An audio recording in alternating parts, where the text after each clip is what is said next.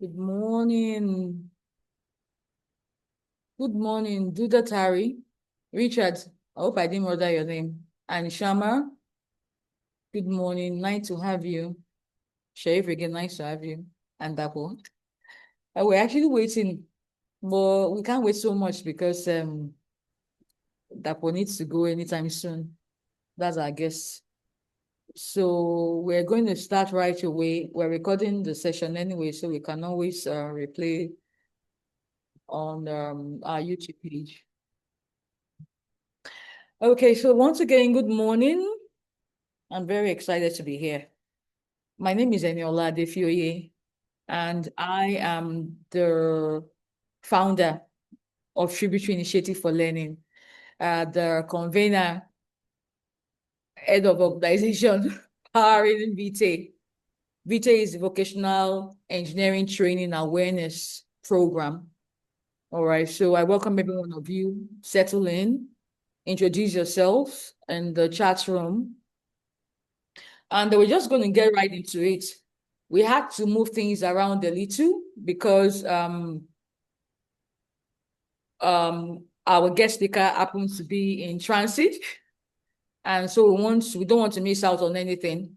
What we're going to do is that I'm going to do a little bit introduction about the session. We'll launch a poll. Then he will do his presentation. And I encourage every one of us to put our questions in the Q&A box so he can attend to it before he leaves. All right, thank you so much. So like I said again, welcome to VETA Vocational Engineering Training Awareness Program. It's a webinar series. This is the first of its kind, meaning occupational health and safety is the first vocation that we're looking at, all right? So it's such a wonderful opportunity to be here. I myself have benefited from training in health and safety. It has really helped my career, so you're in the right place. And today's session explores career opportunities in the occupational health and safety space. What we're going to do is that, like I said, we're moving events forward, but you have the opportunity to learn more about VETA, that's the program, and how we can benefit you. And I encourage you to stay back even after our guest finishes speaking. And we also have people that are sharing their life experience with us on the call. So we have a diverse audience here. We have students, we have graduates, we have early career professionals, and we even have parents and guardians too, who are looking for information so that they can be able to encourage, help, and support their words. And this is very important because it also helps in planning how you want to support your loved one. So I guess I'm just going to go ahead and share my screen and introduce our speaker. Okay, just a minute.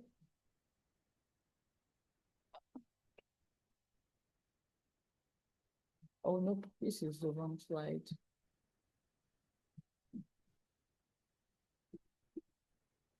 Just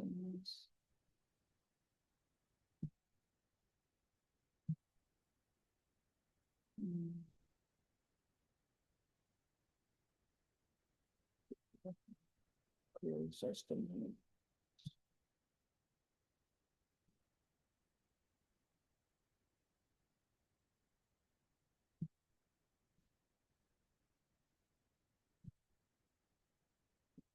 Yes, I'm just going to go right ahead. And I want to share his profile. So what I did was we put in a PowerPoint because it's quite a lot. All right, so yes, here we are. So our speaker today is Dapo Molade. He's a seasoned safety and sustainable practitioner and consultant over 25 years. He has consistent experience across the health safety environment space, and also in project management. His work spans from oil and gas, construction, power, manufacturing, and of course, institutional environments. That will also DBA in entrepreneurship management alongside master's, BSc degrees in environmental and safety management. So he's a safety person. His professional certificates are globally recognized. He has, so you can see credentials, IOSH and NEBOSH. And he's an alumnus of a lot of prestigious institutions: Harvard School of Public Health, London School of Business and Finance, Lagos Business School, Columbia Southern University, Rice, Switzerland, and the University of Agric, Ogun State. He has also held several leadership and technical roles, including former chairman of IOSH West Africa, technical member of ILO, FMLE, OSH committee, and of course, National Publicity Secretary for Oil and Gas Trainers Association of Nigeria. That packs a lot of credentials. He's a respected voice in this field, a safety practitioner, entrepreneur, consultant, trainer, auditor, coach, mentor, conference speaker. He's an active member of international professional bodies, IOSH, ISPON, Spain, Octan, and the likes. You can see that on the screen. Beyond the professional work, he's deeply committed to human capital development, actively mentoring, empowering individuals in HSC project management through training, workshop, and public engagements. Dapo is based in Lagos, and he enjoys reading, social networking, and watching football. So can we just give it up for Dapo? This is a lot, actually. Let's give it up for Dapo. So Dapo will be coming up. He'll be presenting to us. Please, let's stay glued to the screen. Also very important is the fact that we should remember to add our question and answers into the question and answer box. So Dapo. Okay, fantastic. All right. Good morning. Good morning, everyone. And Eniola, thank you so very much for that introduction. And more importantly, thank you for this opportunity to be on your platform. I have to comment starting this presentation by saying you are doing a great work. This is what Nigeria needs because they need to change from our traditional mindset of you have to go to university, you have to do blue collar, you have to do this, you have to do that. I think a whole lot of people are saying within the Nigerian space and the workspace or the future of work that those things are gone. What we need right now are opportunities for people to enhance competence skills in whatever space they can. That does not necessarily mean you have to go through a whole lot of theoretical and academic work. You can still be a technical person. So vocational education is now one of the things that we left behind in Nigeria for many years. I'm very excited to see you operating in this space. We met many years ago. Just to put it on the record, if I'm not mistaken, I'm sure you were one of our first set of NIBOSH IGC students maybe Yes. 14, 15 years ago when you came in and gave the IGC a shot and came out with very good results. So we are still here. We are still doing the same thing. So thank you for bringing me here. This conversation is really very important, and I like to attach that importance to it because this is one area that in the last 10 years has been a focus for me as well. I've tried my best in different capacity to see how I can, win disciples into the health and safety space. Those days I used to tell people that not all of us need to be everything. Some of us have to be where we are and then bring in people to join us. Health and safety was one of those career areas that for me from the beginning, I was longing and looking for people to come into that space. And so that made this your request when you came to me and we had this conversation very easy for me to say yes to, because this is what I'm doing.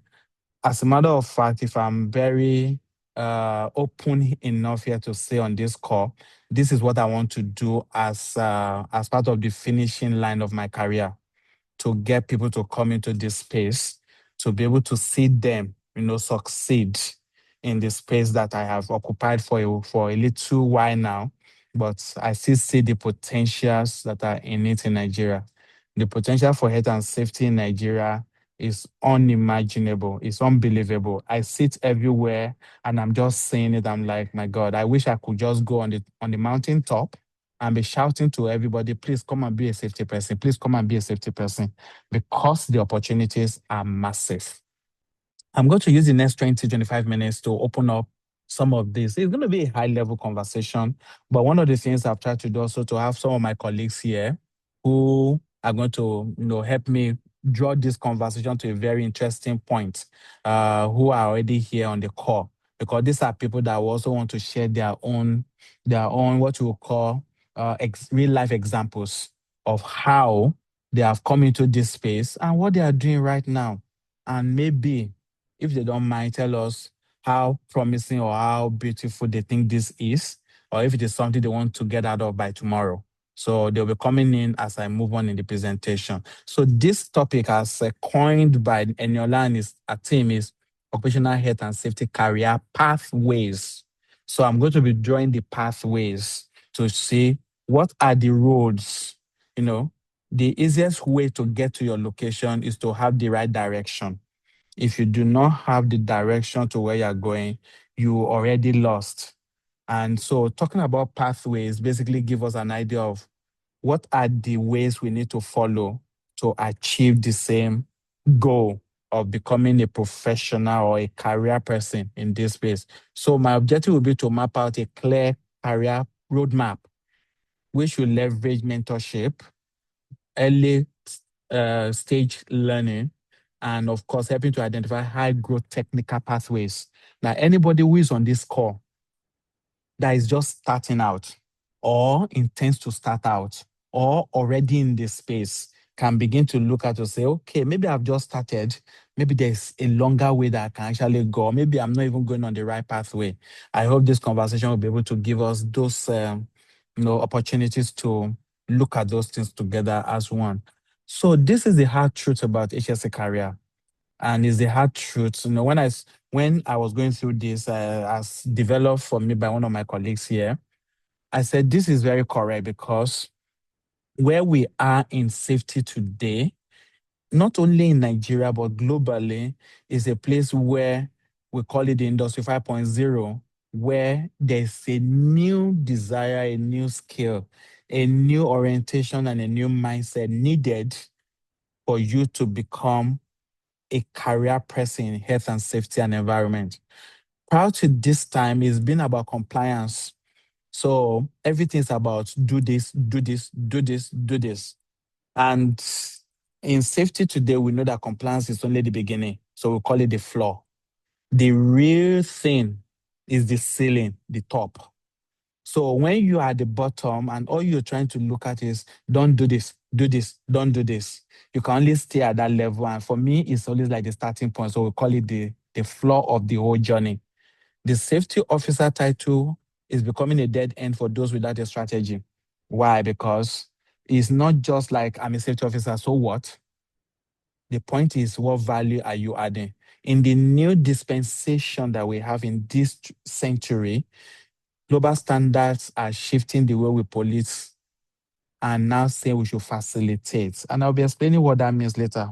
How to facilitate, how to collaborate, how to make things happen, not just saying, I'm the one asking you to do it. It requires a new breed of safety professional that can actually do the job. So we are moving from policing to facilitating. If you are just coming to the industry and you want to join this industry, you are coming at the best time, where you are joining the team that are facilitating and not policing. Because policing does not get us to where we are going eventually. Let's make progress. So what is the foundation? This slide will be very important for many of us who are either just starting or in the early part of the journey. The foundation for HSA career is strongly on principles and knowledge gained through technical learning. Let me put it here that you graduated and you're a first class student or first class graduate from, I don't know which engineering courses they had this right now. I don't know which engineering course is the hardest, because I know they always say one engineering course is very hard. So whatever they had engineering course is, or whatever the course that you have studied, no matter how hard you think it was, and you came out with first class plus, that cannot automatically make you a safety person, because safety is also a learned knowledge industry. It means you also have to learn. You have to build that foundation on principles of what you have learned. And this is very important for vocational learning, because a lot of vocational issues that we had in Nigeria in the past, traditionally, is that you see a tailor, and I'm sure Eniola will agree with me this. You see a welder who has just done freedom, we call it freedom in Nigeria, which means graduation. And you ask that welder, the young welder who is graduating today or doing freedom today, joined the Oga at age 7 years old was when he started. He finally had freedom at 22. Technically, he has spent 7 minus 22 years. If my math is not failing me, he has spent 15 years learning to be a welder. The same thing applies to a tailor, sometime to furniture maker. I have a very interesting guy that I've worked with for many years. And I remember the day he was telling me a story. He had to learn for almost 14 years to be a furniture maker. That is the problem we have had in vocational studies in Nigeria, vocational institution, because the program has not been designed in such a way that builds on structure that allows you to finish. I tell people today, without missing word, I do not see any reason why somebody should learn furniture making for more than 3 years. Design the system for him to learn furniture making in 3 years, and he'll be a furniture guy like a graduate of any other course. If you want to add a year to maybe 1 year more to do the real practical, how does somebody learn furnishing for 15 years to be a furniture maker, a carpenter? It means there was no system for it. No principle was built. So in vocational, because what we are teaching here for this HSC career is largely vocational. Many of us that are safety professionals today are getting qualifications after we have become safety professional. So it's largely vocational. That means in 6 months, in 1 year, in 2 years to 3 years, you can become a safety professional, and here you have not gone to the walls of the university. You have not gone to get a degree in the polytechnic, but you are now a competent safety professional. So I'm putting it on the table right now, Enola, for you to know this clearly, that health and safety is also a vocational career. It's a career that can be built by somebody following the principle of vocational learning. So you must build the foundation on technical mastery, on principles that are on ground. And I've made some courses here, Nibosh, Ayosh, Ispon, whatever you want to call them. What I'm emphasizing is that you must learn the principle for you to become a competent safety professional vocationally. And then once that has happened, the next thing to do is to do what? Is to accept roles that offer high complexity to accelerate your learning. Now we are moving to internship process. And I said something very clearly here. In the beginning, work to learn, not to earn. So if you are starting this career, you must put it in your mind that I'm doing whatever I'm doing in order to learn. So it must go through through the internship, then accept middle range pay initially in exchange for high level exposure, high level experience on how to become a safety professional that understands his onions. And then prioritize field work over air conditioned offices to understand the sharp end. I remember there was a time somebody came around after doing a master's degree in the UK, health and safety master. He actually went to the UK to do master's degree in health and safety. And she came back to Nigeria, and somebody sent her to me. And when she came around, I said, "Hey, I want to do internship. I want to no." She said, "I want a safety job." And I looked at her very closely. I said, "Okay. What did you do? Oh, I've done a master's degree in health and safety." "Ah, okay, that's very nice. So tell me what you can do." "Hey, I can do this, I can do that." I said, "Well, sorry, young lady, you want me to give you an opportunity? Do you want to do an internship?"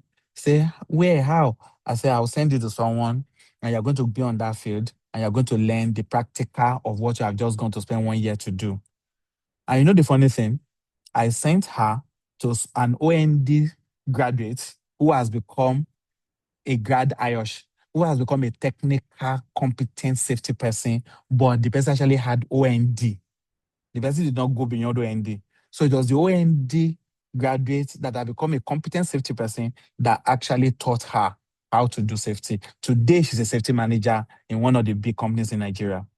So the point I'm making here is it's not about a safety does not allow, it's the experience we're talking about here does not answer to AC or sitting down. You want to be on a chair and a table and work on a computer. Yes, those are part of the skills you need to learn, but the real work is outside there.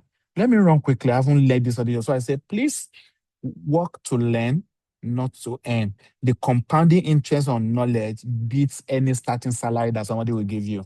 So even somebody is offering you the opportunity for no salary, take it. I said it jokingly in one of the meetings, freaking engagement I had some time ago. I said, very soon I'm going to be charging people to come and learn from me because what you are learning is knowledge and skill. So I have a right to also say, pay me 10 million naira for that internship opportunity for 2 years.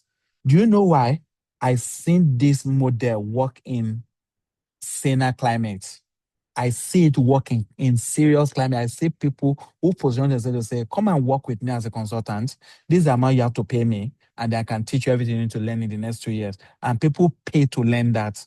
I'm sure very soon that will be a good model for me to bring to Nigeria because people will now understand that it costs a lot to gain skills and knowledge. It's not just something you pick on the road. So the mentorship shortcut, the fast track, mentorship is not about chatting, it's strategic. Mentor helps you to avoid the landmines that they have stepped upon. It allows you to have access to mentors' network, which is more valuable than any training manual. Mentorship provides the unwritten rules of the boardroom. Let me put it straight that some of the things I'm talking about here are the things I have done. I have a system that is doing it, and I can see the result of it.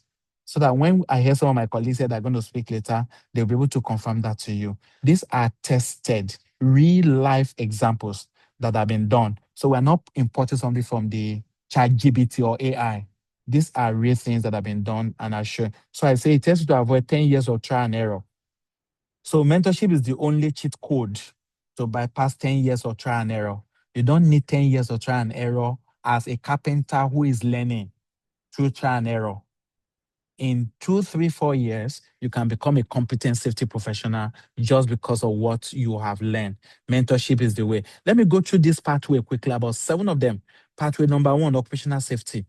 This is one pathway that you can consider right from beginning. And what does this involve for you? It tells you opportunity to know what can hurt somebody in the workplace. So you are going to master risk assessment. You are going to understand behavioral safety and how it works. You are going to understand what can go wrong when we talk about safety.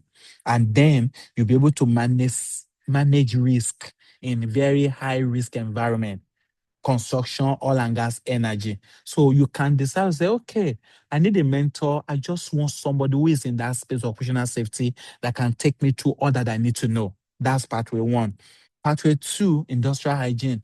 This is very good for those who are biased within biology and chemistry.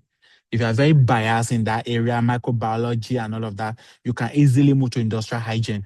It doesn't mean cleaning of hand. It means things that you measure within the workplace that can cause occupational health diseases to people. So you're looking at using data-driven analysis and techniques to protect people's health. This is directly about people's health in the workplace. And you can analyze, I mean, if you see somebody who is an industrial hygienist and you say, oh, I just want to follow that pathway, then you understand how.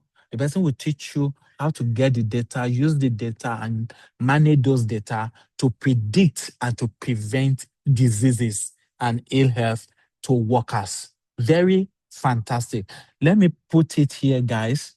This is one of the skills that is lacking in Nigeria. It's so lacking because we do not have industrial hygienists.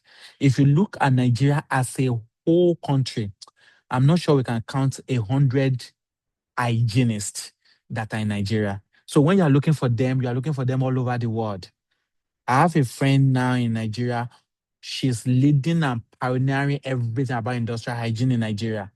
But to look for industrial hygienists, we have to go outside. I've had to bring people into Nigeria to come and do industrial hygiene study for me because I cannot find the IH specialist in Nigeria. Very easy, very good pathway, very technical for those who have passion in that direction. What about digital transformation? The new life that we're talking about, technology, emerging very seriously. You have biases for technology, for innovation, for digital. Why don't you consider how this can benefit health and safety and use that as your own technical learning to see how to get HSE data, mine the data, become an HSE data scientist that can use data to predict and to use data to solve problem.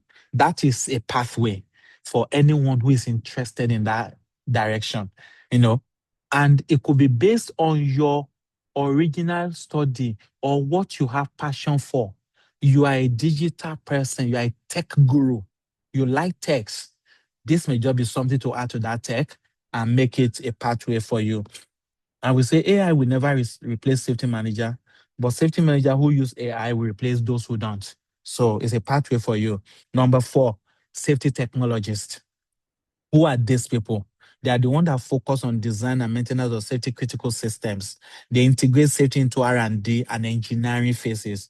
They specialize in functional safety and process safety. I'm very happy. One of my colleagues here is in that space now. That's the sheriff. When he speaks, he's going to tell you because he's in the process safety, part of the safety now. Because that is real functional safety where processes have to be designed in order to make them safe for workers and mastering the hardware and software that keeps plants running. Technology is the armor, while the technology is the blacksmith that makes the armor. So you are the one creating the armor in the workplace to make the place safe. The next pathway is the consulting, which a lot of people want to function in. Sometimes I see people say, hey, I'm a safety consultant. Okay, you got to prove to me what suddenly made you a safety consultant. Because when you start consulting, you mean you are bringing solutions. You cannot bring health and safety solution without experience. Your hands must have been stained. Your hands have been dirty. You have gone through the rudiments, the crude, the very serious aspect of health and safety. And now you can see solutions when people say there are problems. Some of us that call ourselves consultant, you see client calling to say, I have this problem in my workplace.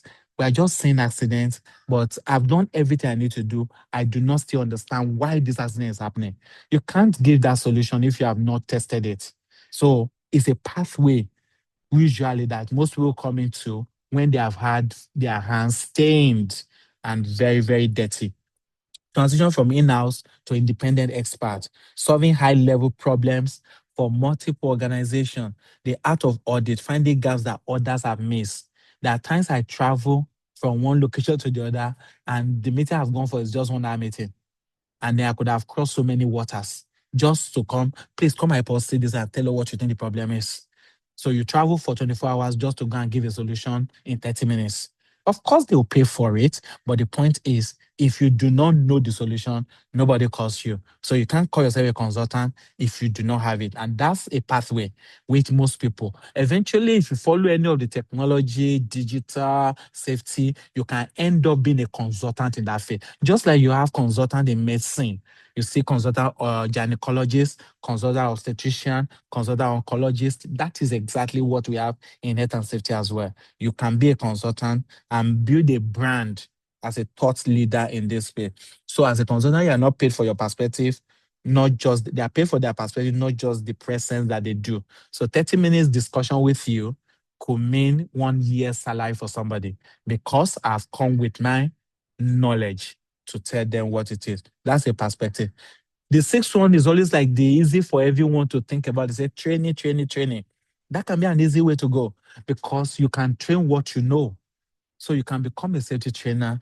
Do you know in Nigeria today, we still do not have those positions where you see people advertising to say, we want you as a safety trainer. A lot of time I'm looking for trainers in my business and you can't find them. There's somebody saying, I'm a safety person. I'm also a trainer. I say, okay, tell me what you train. I do two-bus talk. That's not a trainer. Doing two-bus talk is not being a trainer. Doing 1 hour session of training is not being a trainer. I mean somebody that can sit down develop title, develop curriculum, develop content, come to the class and be teaching it for the next 30 days. Are there people like that? That is a pathway. You can train yourself to become a trainer, because the truth is the industry is looking for trainers. The Nigerian businesses are looking for health and safety trainers they can't find. So it's a pathway that you can consider within the space of building a career in this field. So how do you know when to pivot? And I always tell people this, I say, don't stay in a room where you are the smartest person. You are basically or possibly in a very wrong room. Identify where you are right now. If you're just starting and telling yourself, when do I need to make that pivot? When do I need to make that jump? Which is based on knowledge, rapid growth, the plateau, the pivot. And it's usually a function of what does the market say. If I use myself as a personal example, there are many times I've had to pivot. And when I make those things, when I do those things, 3, 4, 5 years later, I see some people saying they're also doing it. The reason is I'm able to decide and see quickly, where do I need to move to right now? Look at what the market is saying. Look at what international bodies are saying. I always tell people, whatever is happening in Nigeria now happened 10, 15 years ago in the advanced world. So when I go to Europe and the US and I see what they are doing, I'm telling myself, wow, they are doing this right now here. When are they going to start doing it in Nigeria? Maybe under 10 years. Can I start the journey towards it? Sustainability and ESG that everybody is making us about right now started many years ago. I first heard about that, especially the ESG ranking, about 10 years ago. And I started asking people, safety people, are we moving from safety to becoming sustainability leaders? And just a few years ago, the whole Nigeria is talking about sustainability. It is knowing what time to pivot based on your knowledge, your exposure, the things that you know, and your ability to say it's time to make the move. That could be a very strong point for you if you are following through the career pathway. I'm rounding up right now. You need soft skill to build into some of these competencies. Because as you progress in it, if you do not have the right soft skill, you will also not be able to move from one level to the other. You need emotional intelligence. You need to speak like a leader. You need data. You need to have safety data and knowledge of tech. I cannot ask you to design and interpret safety data and they say, I don't even know how to use Excel. I cannot even do this. Then it means you don't understand what you're doing at all. Those are skills that you need. You need to master them in order for you. We call them the human element skill that must be added to your technical skill for you to become someone that can survive and succeed in this career. Right. Okay, that's fine. So the hardest part of occupational health and safety is the occupant, and that is you, because you are the occupant, you are the one. What else are you learning to help yourself move in your direction? So the global professional standards are there, and you have to consider this because they are global. I know we are Nigerians, but we have to think globally. Many people are looking for global consultant, global career professionals right now, not just someone that say, all I know is about Nigeria. And there are things you need to do in that way. So please note that the career for safety has no border. I know Nigerians today who work internationally right from their rooms in Nigeria as safety consultants. That's what they do. They sit in their room with their laptop and computer and they are working for international organizations as safety consultant, safety professional, safety director, safety, whatever you want to call them. We do not have borders in this industry. It's your expertise that should take you there. So don't limit your expertise in what you need to do. Learn what you need to do. Join global bodies, join global professional standards, and be relevant in what you do. 1 minute, 2 more minutes for me, and I'll leave. So, what are your action plan in the next 365 days? Identify one true path for now. What path do you want to chase? Build your competence in that area. Find a mentor in that space and hold on to the person's garment. Say, oh, you are an expert in industrial hygiene. I need you to guide me. I don't care. Oh, you need to join me where you're going. I know those days I wanted to become an ISO auditor, and the person coaching me and mentoring me then will say, "We are going for ISO here. I don't have money for your transport. Oh, I don't have money for yours. So do you want to go?" I say, "Yes, I can save money myself. I will transport myself to go and meet him there and learn what he's teaching." So sometimes it may cost you your own money and your convenience. Don't say, and if you want me to come, you must pay me, or you are not ready to learn. Find someone to teach you, audit your skills to know that you are in the right place, and then continue to update your digital footprint. Let people know what you're doing and who you are. And I think LinkedIn will be a better place for you to push that narrative. HSC career ladder, this is what I've put here. This is one of the things I did an article on this about a week ago, and it has to be one of my one of my most engaging article in a short while, because I could see people engaging and say, "Wow, so where am I now? Oh my God, I thought I'm in three, but what I'm doing is not actually 300." So we also have a career ladder in health and safety, and you can start asking yourself, there are things to do to be in this initial this ladder step, but you can be there.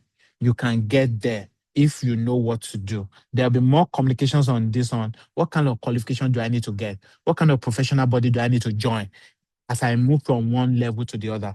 But please note that you can grow in this career because it's a career that has growth trajectory. You can tell yourself when you start today and say, in 10 years, where should I be? That's level 3. So if in 10 years you are not yet in level 3, you start asking yourself, what is going on with what I'm doing? Oh, by the time I'm 20 years in this career, where should I be? Step 4. Oh, but I'm not yet in step 4 and I'm already 24 years in this industry. So let me give you an example. When I look at this career like that, if I had developed this like 25 years ago when I started my own journey, I'll possibly have I spent like my first 10 years staying in level 2.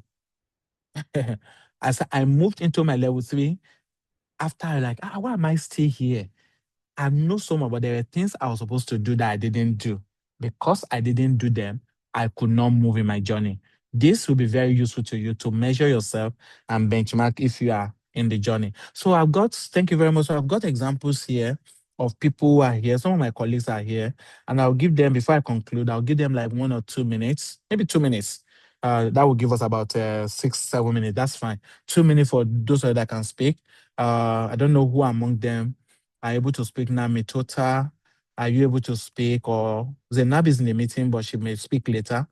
Mitota, are you able to unmute for 2 minutes and just tell us quickly your journey from when it started, how many years ago, what did you go through, and where are you now, if you're able to? Or Michael, Mitota, who is able to unmute amongst you guys to just give us quick perspective for 2 minutes? Let me see. Okay, are they unable to unmute themselves? Okay, Mitota. Sherry, your co-host, Sherry can go ahead to speak. There's Okay. also, Zena has also been made co-host also. You Okay, so they said need to be made Michael, right? co-host. Is Michael No, also there? yeah, Michael Salami, yes. Michael Okay, let Salami, me just yes. make, so I'm making Michael Make co-host now, so he can also Michael, speak. yes. Okay, Michael, Mitota, Sheriff, and Zainab, 4 of them.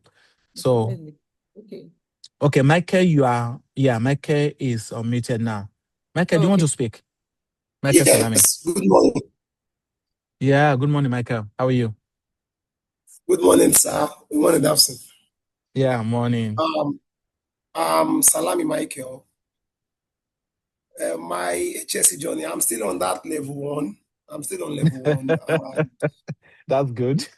But normally the job role, my KPIs are just as if I'm on the level 2 already.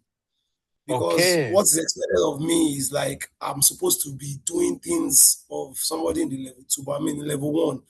And Mm, so far, all you said, sir, on this slide has been things that I have done that helped me to get to where I am now. And I'm seeing myself okay. doing more of it to go higher. So Mm, basically, for HSC, if you are really thinking about the money, you would not really go as far as you are supposed to mm, go. And you might not even really get the good things you are supposed to get, because I mm, feel some of those good things are actually hidden. They just want mm, to, some of these employers just want to know if this person actually knows what he's doing. That's So right. my career path into HSC, I was a vocational person. I Mm, am an engineering inclined person. I did HND in engineering. Then I had to mm, now go back and learn a vocational trade. Like I learned mm, electrical installation because it was as if what I went to school to do was not viable in the market. So I had to mm, give myself a skill that I can start using to hustle. But mm, over time, I now saw the TSD, then I joined, and from TSD, the story has just been up, up, and up. Initially, doing the mm. TSD, the pay was very poor, but I was not after the pay when I was there. I was looking That's for right. something that now that I have that thing, I'm seeing other HSC officers that are on my level, and I'm like, oh God, don't pass this level because they will just be lamenting and talking, and me, I will just be like, you don't have Mm, what it takes to get to this level yet. Why not go and do this? that's Why right. not go and do that? And then they'll just be Mm, like, okay, no problem. I would work that's towards right. it. And Thank you. currently now, I'm also still looking for the ones I'll do because I'm under mentorship from a lot of people. And on That's right. this career ladder, there's a way you can even leapfrog depending on Mm, the type of person that is mentoring you. And over that's time, right. I'm not the type to disturb my mentor to be like asking questions and the rest, but Mm, I'm always watching that person. Um, that's right. I'm watching the person. I might not be calling the person. I might not be the type to always Yeah. message that person, but I'm watching. I'm seeing what the Mm, person is doing, and I'm trying to follow in the footsteps to help myself grow. And thank anytime you. there is an Thank you. opportunity for me and I harness that opportunity, I always make calls to them to ask them Mm, that I've done this or I did that. Is it good? Should I turn mm. down this offer? They are the ones that are actually guiding to help in the next step. And so far, Okay. there's been outside noise. Like initially, when I took my first offer, there were noises of the pay is not good, this and that. But one of my mentors told me, take it. The pay is okay for you.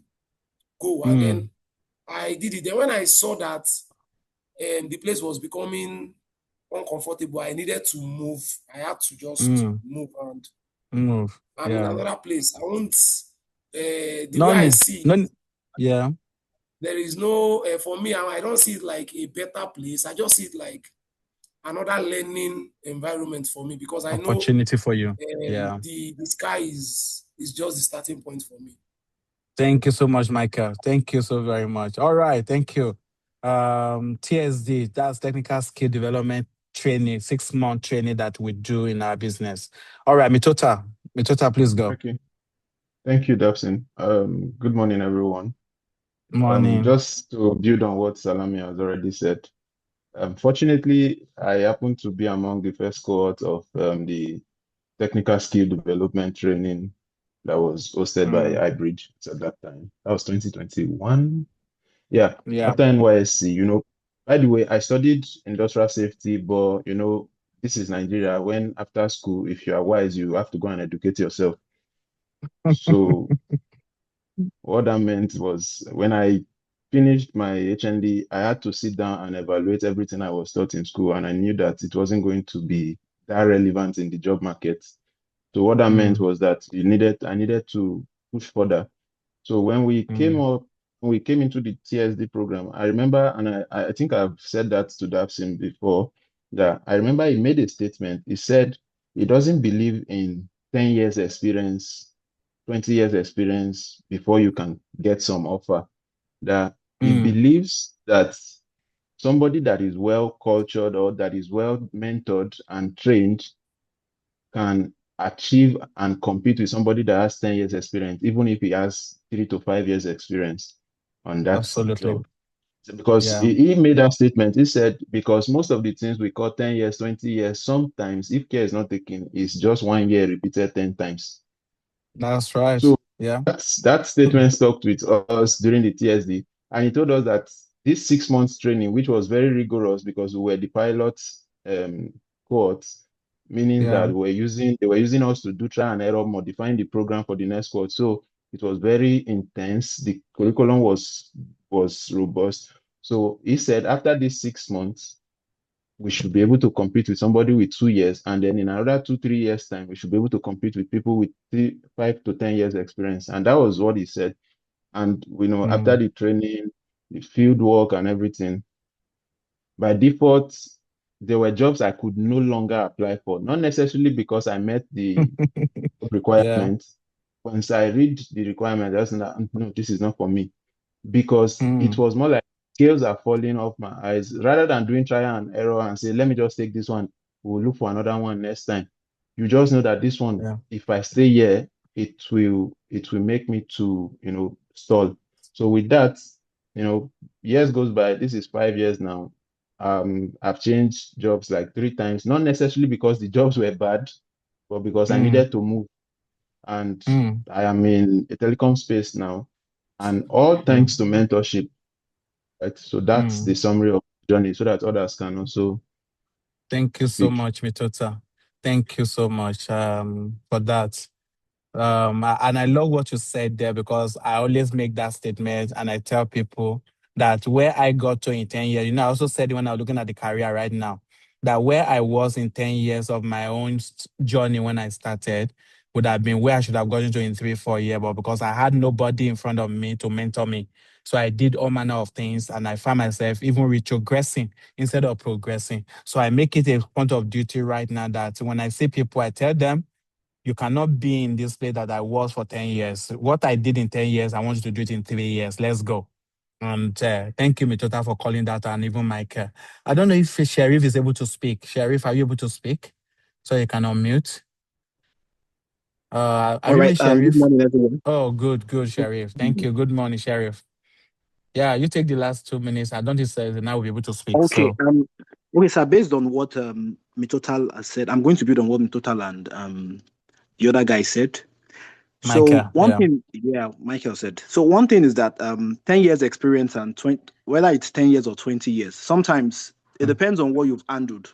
For instance, now mm, in my plant now, there are some Indians that have worked for like 30 years, but they've mm, not even faced some issues that somebody who started 4 years ago has faced. mm, I work in a mm. fertilizer plant, by the way. Yeah, So yeah, so sometimes it's not really about your years of, you can just be doing the same thing over and over without being able to navigate through problems yeah, and through real yeah, life upsets and all that. yeah.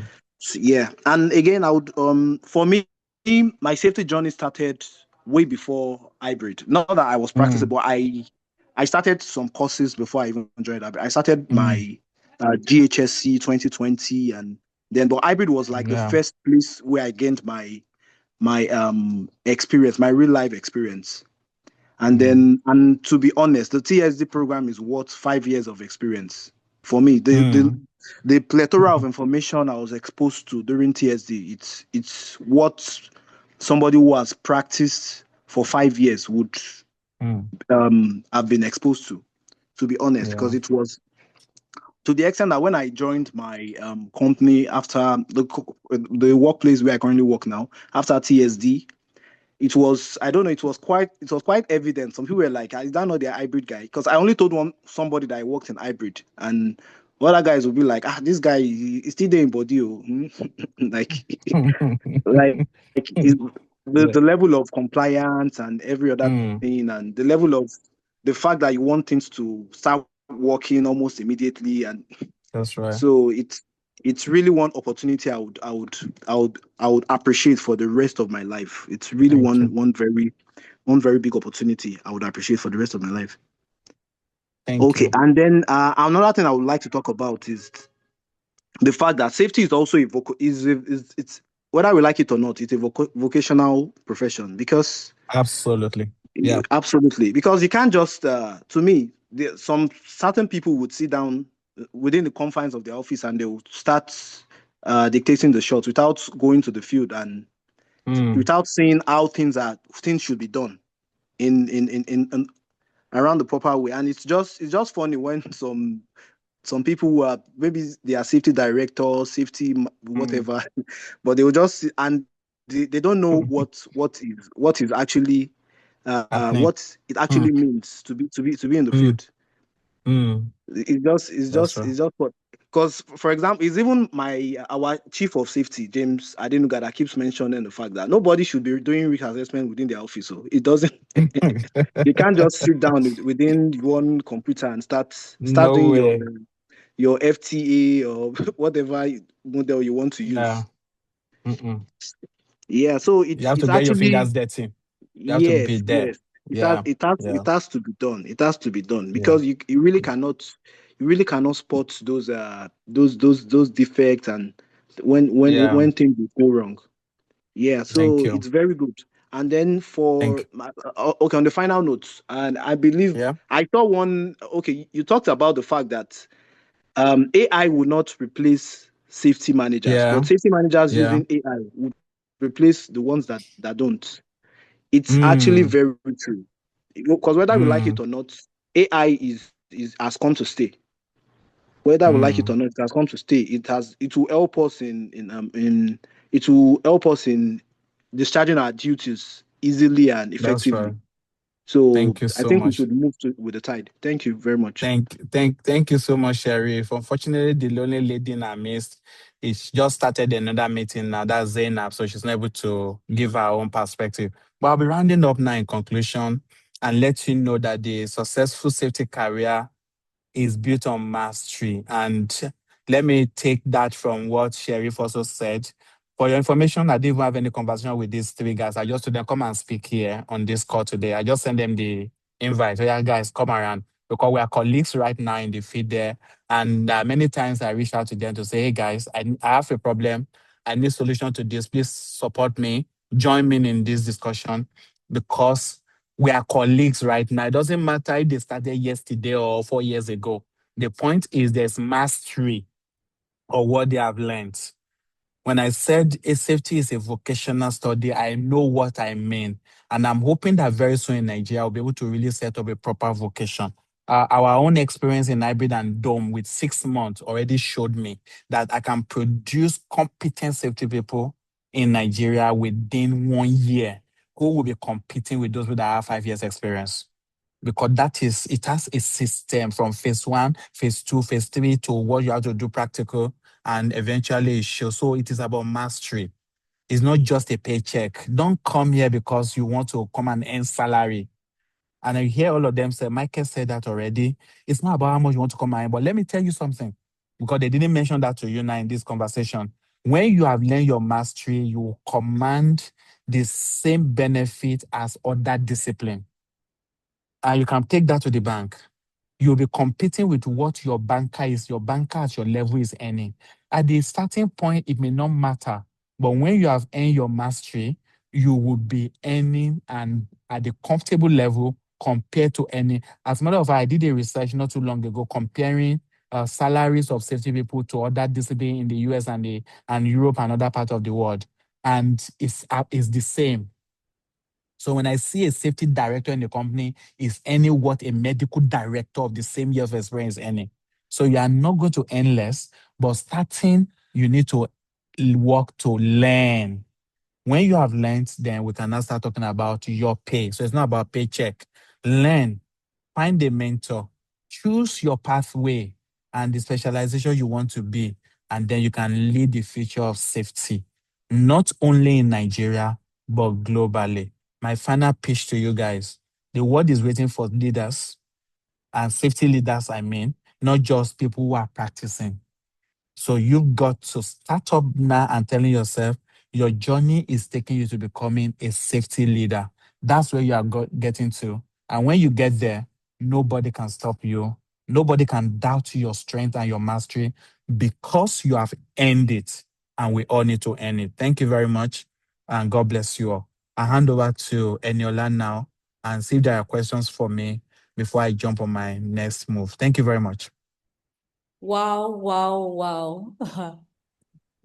Thank you so much, Dapo. That was like that was a refresher course even for me. Honestly, well done. Thank you so much. Yeah. We have a few questions. I think some of them already been answered by Salami and yeah. So the first Yeah. question really was, please, before we go into question, can we just give a round of applause to Dapo, please?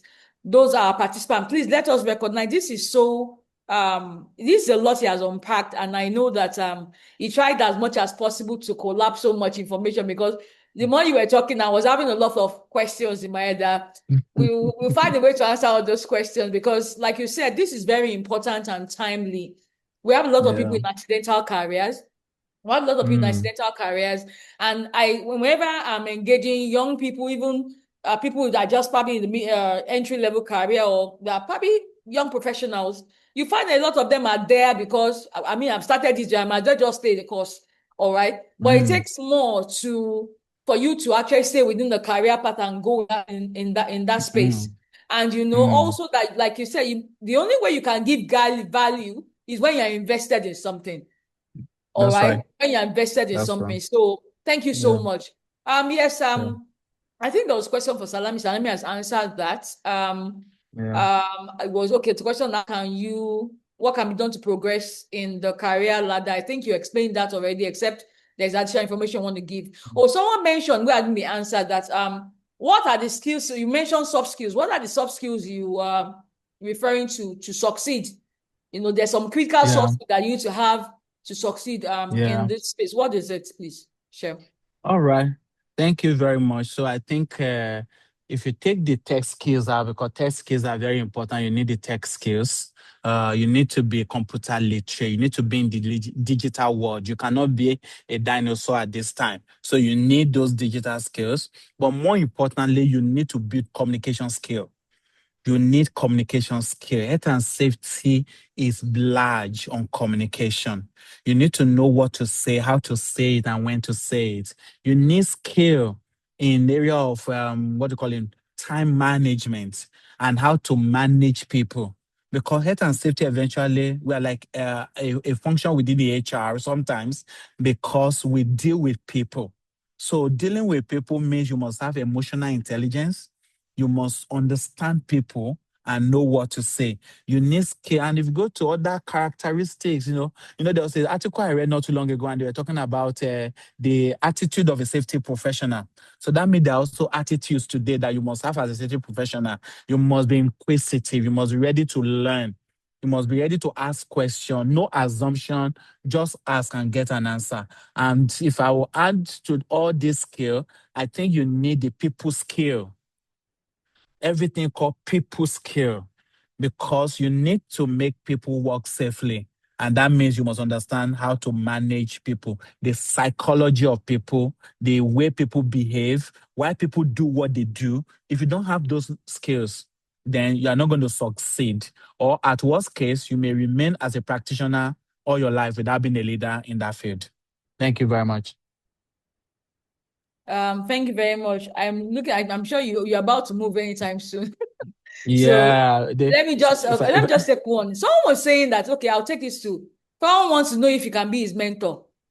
That is just starting out in the safety space. I'll Oh, no, definitely need a actually, mentor to go that around. that's why I also have brought in some people here with you. Yes, by all means, come around, let's talk. But people like Mitota, Michael, Sheriff, these are also people that are getting to that point where they can also lead people and mentor you. But by all means, please reach out. We are here to support and make you. Remember what I said from the beginning? We want to make more safety professionals that are successful in Nigeria. That means we need to train them and also mentor them to achieve that. So by all means, please reach out to me and we can continue the discussion from there. Thank you. So the person also said, entry level salary. So There's no what's the salary for entry entry level level. salary for HSC? No, there's none. So I think you should come with a mindset that there's no salary. But if again you now say there's salary, so let me ask you a question. And this is a question that somebody told me recently that I should start asking people when they ask this question. What is the entry level for a lawyer that just finished from the bar in Nigeria? What is the entry level for a medical doctor that just finished in Nigeria and want to become a doctor in a hospital? If you find out those answers, then that's the same answer that safety has. So go and check. I know the answer, but I'm not going to tell you. But go and find out that a lawyer that just left bar and has become a lawyer, how much will he earn if they employ him as a lawyer in a chamber? Then you understand the entry level. So it's very small. a medical doctor will be earning 120, 150,000. A lawyer will be earning 80, 90, 100. A safety will be earning 100, 120. Every entry level in Nigeria system earn very little. So that should not be your focus. Your focus should be working to learn and not working to earn. And I wrote that they don't work to earn when you are starting, work to learn. If somebody says, I'm not paying you at all, accept the job and say, you don't want to pay me, but I have something to learn here. By the time you are leaving that place, you may be earning double or 3 times what you would have learned just because of what you have now learned. And that is the spirit. Don't go with the mindset of what is the entry level. It's as good as what medical doctors earn as entry level. Thank you very much. All right. My plane is about to take off. So yes, I'm thank going you to so much. We don't disappear. want to miss your flight. Thank you so much, If there's any Dapo. question, Mitota is here, Zainab is here, Sheriff is here, and I think I can still see Mike. They can answer any question. Okay. Thank you so much, Dapo. guys. Really appreciate your time. Have a Thank safe you. flight. Okay. All right. Bye. Thank you very much. Yes, this is just so wonderful because like I said earlier at the start that I am also a beneficiary of I think it was the first batch for the Bosch, yes. And I know a lot has changed even in the industry since then. I am like an education and development consultant in the TVET space. And I can attest to the fact that, the benefit of having a career in health and safety, because it helped me when we're developing curriculums and designing training and courses to ensure that safety is integrated, not as a standalone into the course. And also another thing, I talk a little bit fast, so I'm going to pace myself. I'm sorry. So I'm really excited, really honestly. We still have 2 more questions. I think Mitota or Sherif can answer that a bit later. We had to move some of our activities forward because we wanted to get the best from Dapo, and also we wanted to opportunity for him to answer questions. So what we're going to do now is that we're going to go briefly, we're going to move back to what we wanted to do because our program VETA has so much to offer. This is the first in the series of webinars we're having across different domains, all right? Because we realized that from experience, people knowing about one training or hearing about one career, and it's not enough. And there's so much, it's a lot of time, there's a lot of buzzwords you hear about careers. Oh, you can do this, you can do that, but people do not have the actual information and guidance to actually navigate. Like what Dapo is just is the first in our series, and we intend to also share more as time goes on. But I'd like to briefly share about our program because, and please, I will encourage you to just stay back for a few minutes, all right? Probably you might have questions, just for you to know what we're doing and why we do what we do, okay? And there'll also be opportunity to share, so for you to ask questions and to share how you can benefit from this program. And we also have some good news for you, really, as a result of this seminar, or this webinar, sorry. So just we'll run through our slides for about the next 5 minutes, and we'll share the opportunities that are available. Oh, thank you. So like I said earlier at the inception, all right, vocational engineering training awareness, VETA, I call it. The goal for VETA is to ignite engineering talent, all right? So why are we doing this? Because we want to actually be able to engage people and direct, like when you move people through traffic from their current state, you are moving them into a state of awareness, all right? So what VETA is actually doing is, it's a career and information, like I said, guidance program. But who is behind VETA? Tribute Initiative for Learning, our organization, is behind VETA. We work in a vocational engineering space. We work with technologists, technicians, and craftsmen, all right? And we organize engineering programs. And we've seen that even in the course of organized engineering programs, people enroll for programs, and in the course of the program, they drop out. Some cannot cope because most times they do not have information before they enroll for programs. Even when they have opportunity for scholarship or support, they can't cope because it's not a right fit and they were not prepared for it.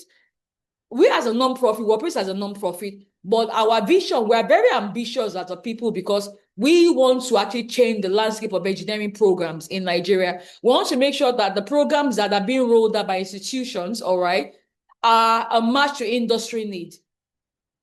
And yes, we are very, very ambitious also in the sense that we are very passionate about Africa because there's a lot of connection really within nations in Africa. People go work in Ghana from Nigeria, go work in Egypt. I mean, people work in Europe, but there's a lot of movement within African countries.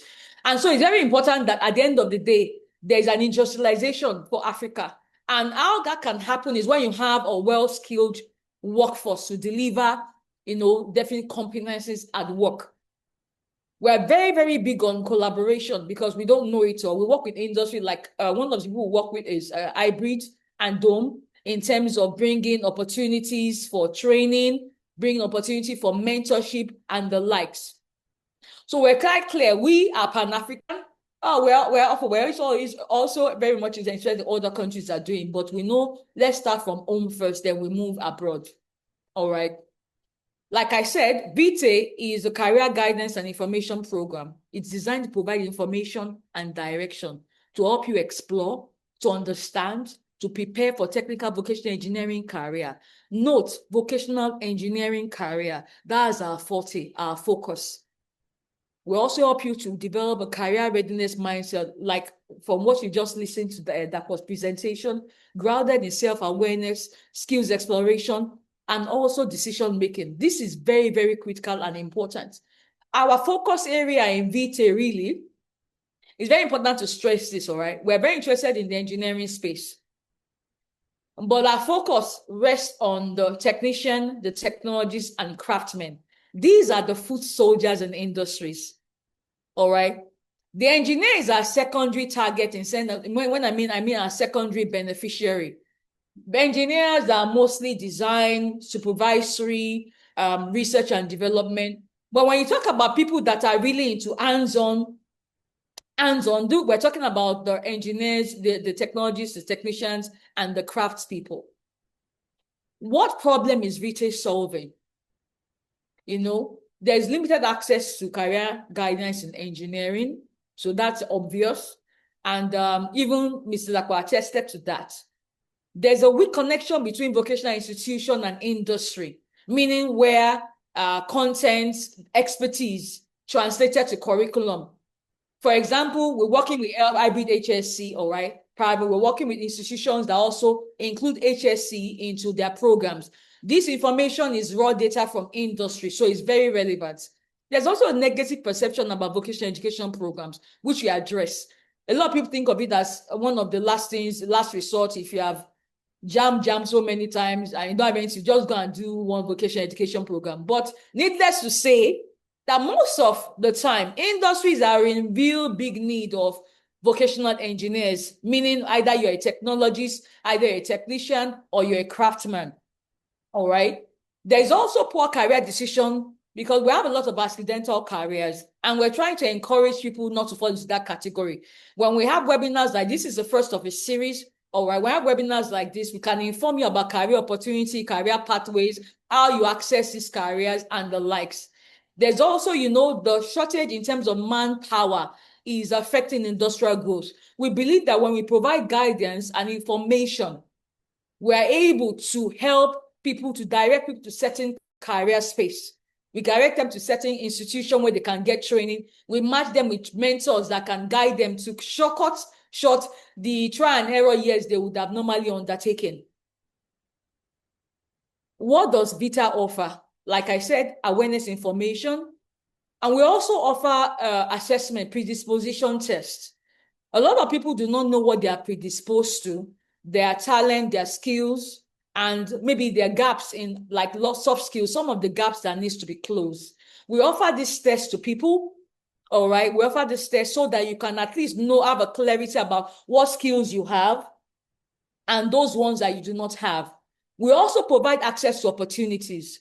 For example, we have organizations that will inform us, they have internship opportunity, apprenticeship opportunity, there are people who say they want to sponsor people to training, and there's some opportunity for training itself. We provide access to these trainings or to this opportunity, to this apprenticeship and scholarship and like. And another thing we do, and we do very well, is we transition into opportunities. We know that sometimes, okay, you just finished, or probably you just completed the training, or probably you are moving from one job to the other. You're moving from one job to the other. What usually happens is that sometimes people need support hand-holding. How do you prepare for interview? How do I prepare my resume? All right. Yes, and we know there's ChatGPT there. And mind you, recruiters see right through a lot of applications. All right. So, but we also give you, we add an edge to what you do in sense of you can own the narrative. There's also mentor matching, which is very important. We match people with mentors. For some of you that are interested in mentoring mentoring in this space, we have a network of mentors that we can match you with. And these are the domains at which we operate. Like we said, we're into the vocational engineering space, really, all right? And we operate in the agri mechanical, like you can see on the screen. These are areas where our webinars are centered on. We are bringing experts in the industry from this space to talk about career opportunities, where the opportunities are, how you can access the opportunities, how you can prepare yourself from the opportunities, and the different pathways within this career space. This is not just, we have a long list, but I mean, this is what just a slide can contain right now. All right. So just to inform you that we're going to have more series of webinars across these industries or industry with this domain, because we know, like I said, we need to give right information, get right information out, bring people that have the experience, that are currently in the industry, that can guide into opportunities that are available. All right. So, yeah. So, I mean, that's just the bottom line about what VETA is all about. There is a lot more that we offer, all right? And I want to encourage every one of us to join our program. There is opportunities for virtual engagement and in-person engagement. And we also have what we call exploratory training. We have what we call exploratory training. Exploratory training, I think I didn't mention that.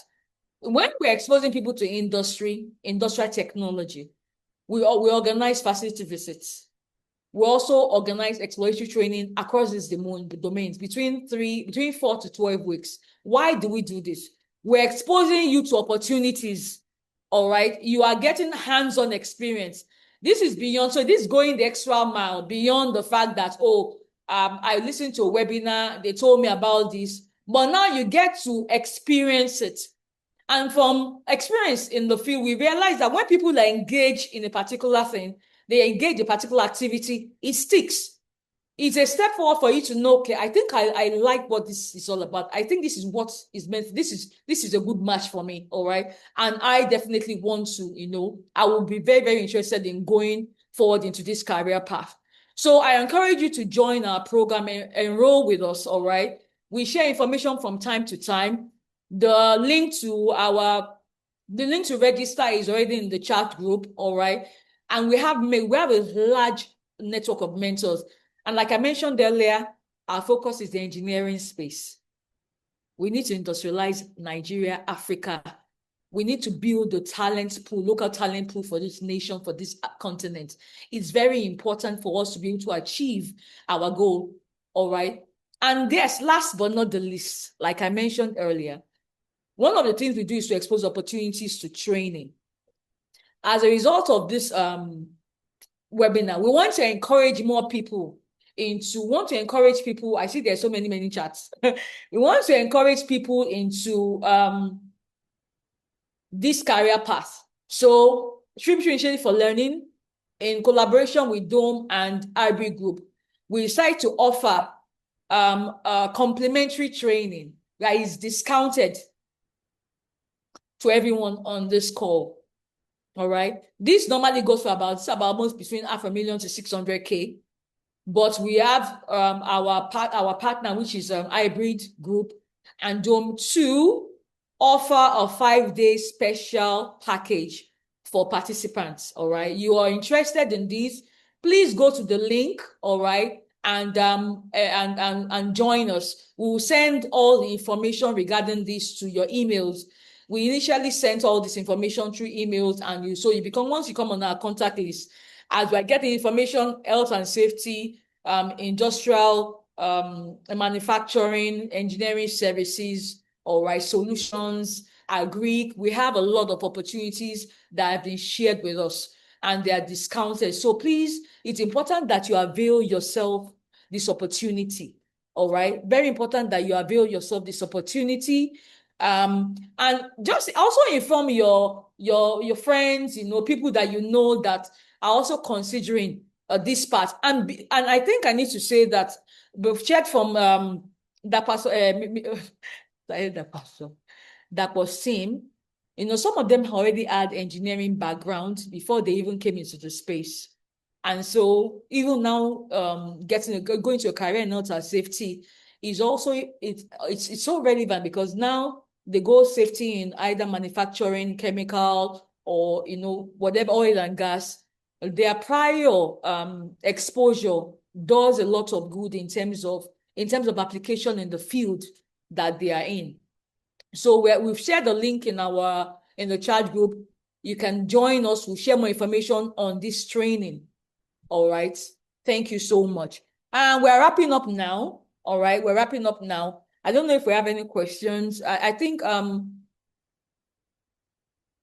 Dakwa answered some of those questions. Okay. I think Green, how can we connect to this B3 resource person on this call? Who is our B3 resource person? I'm not sure who resource person. Are you talking about Mr. Dakwa? Or his team that has spoken, or myself, or who? Please, I need to understand what you're saying. And also, I don't know if Michael is here. All right. Michael, can you please answer this? We have one more question, either Michael or Mitota. I'm making you co-host again. So I want us to quickly just clear out this question. Someone asked if you can get an international internship in HSC. I don't know if you can provide answer to that. Who can answer us in that regard? Either Salami, Mitota. You can unmute yourself. Okay, please, Bosetta, please go ahead. Okay, so if I get the person's question correctly, what you mean by international internship, I don't know if it's remote work you are talking about or working with an international organization in Nigeria or traveling out. But whichever way, I believe all of them are possible. But it's just that as you try to want to get any of those things, internship is the basic level where you may not be able to get exposure to international opportunity except you are out of the border of Nigeria. I'm saying that because no organization in diaspora wants to bring an international intern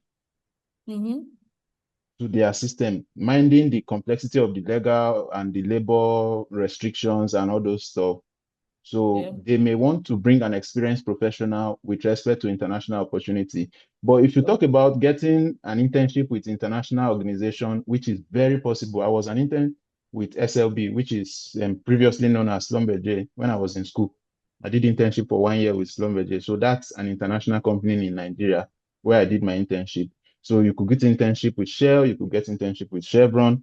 But saying that you want to be in Nigeria and be getting internship as remote internship, you may, it depends, and I won't try to dissuade you from the opportunity, but the chances are very slim. But it's easier when you are experienced. So that's my contribution. Any other person can add to that. Does anyone wants to? That's okay. Sherif, do you want to say something? I think I need to make you co-host for you to say something. So if I made you close, you want to add a contribution to that so we can move on. Okay, I think Total has already done justice to that. But me, I believe maybe in some other capacity, maybe if you have strong data analytics skills and you can now be probably, because I have a friend who used to, while he was working with us, like he was a colleague of mine, he was also working for a company based in America. It was their fleet operations, like a fleet operations guy. And he had a little bit of safety in it. So I think that one, maybe if you have strong data skills, then you could land such opportunities. Okay, thank you so much. Green, I'm not sure who you are referring to. You might want to specify in the chat, and because we're closing the Q&A chat right now, except someone else has anything to share. Yeah, so one of the things we also want to do, there's a question? Another thing that we want to say here is this is a series of webinars. This is the first of its type, all right? And we're going to upload, like we mentioned, this on YouTube. And the slide from Mr. Dapo will share with you by email, okay? And for those of you that want to benefit from the training that is being offered, the discounted training, or you know someone, please register with us, join VETA on, I think it has been provided in the chat, yes. Please join our link, it's already enroll with VETA, very important, all right, so you can benefit from it, all right. So that's all for today. So today's session does show that operational safety is just more than compliance.